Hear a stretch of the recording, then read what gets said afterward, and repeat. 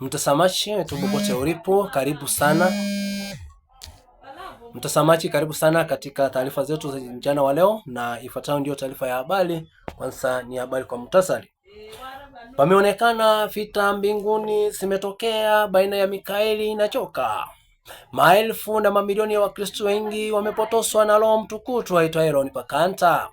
Ng'ombe na binadamu wameabea kwamba hawatabisana kuhusu sikukuu ya Krismasi.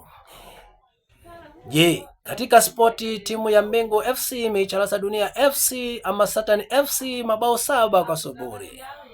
Karibu, msomaji wako ni mimi Kevin Mainga. Maelfu na mamilioni ya Wakristo wengi wamepotoswa na Roho Mtukutu aitwaye Roho Pakanta. Hii ni baada ya Wakristo wengi kwanza kuingia katika imani zisizoeleweka.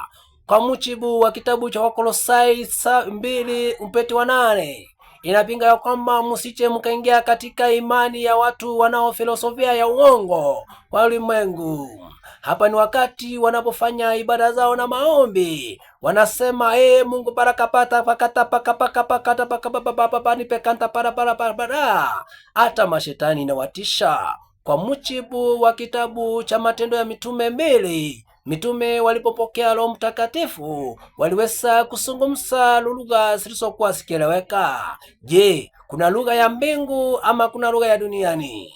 Kwa mujibu ya uelewa nilionao, malaika walipotumwa kuzungumza na watu katika dunia walizungumza lugha ya duniani, kumaanisha huu ni utabeli wa kishetani ambao unaweza kupotosha wengi. Pameonekana vita kuu pale mbinguni. Mikaeli na Joka wamepigana vita ambavyo vimechukua takribani siku 6. Siku ya 7 Lucifer ameshindwa, yule Joka amefukuzwa mbinguni, na baada ya kufukuzwa kuja duniani amekuwa ndiye mfalme wa dunia na ameteua baraza lake la mawaziri.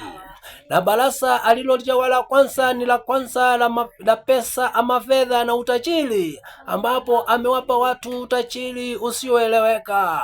Hapo ndipo waziri wa fedha ameweza kupa watu utajiri ambao lazima watoe sadaka ya damu kwa ajili ya kumwaga damu ndipo waweze kufaidika.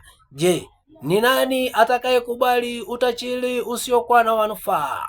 Waziri wa pili aliyeteuliwa ni waziri wa mapambo na mavazi, ambaye ni kibofu. Ameelekeza watoto wa kike kupotoka na kuvaa manguo yasiyopendeza katika jamii. Nikiripotia news yetu kutoka runinga ya BKM TV Kenya,